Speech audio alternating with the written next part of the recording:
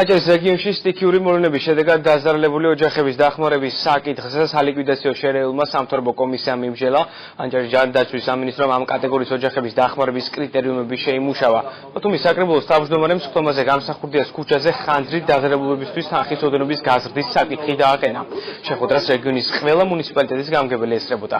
სხდომაზე გახმაურებული ინიციატივები თვითმმართველობის არჩევნების შემდეგ განხორციელდება.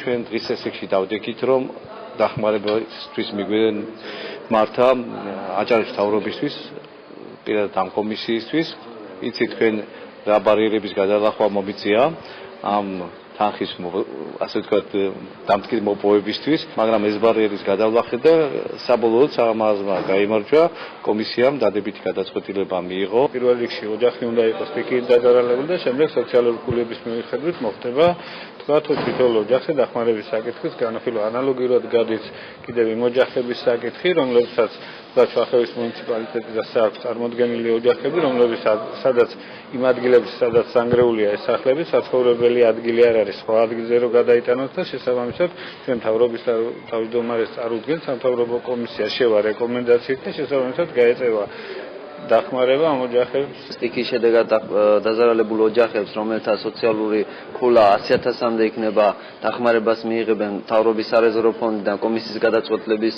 შესაბამისად 100% დაფინანსდება, ოღონდ არაუმეტეს 15.000 ლარისა, რაც შეეხება 100.000-დან 200.000-მდე ქულის მქონე სოციალურად დაუცველ ოჯახებს, ამ შემთხვევაში 90% დაფინანსდება და აქაც იგივე არის 15.000-ზე მეტი არ უნდა იყოს.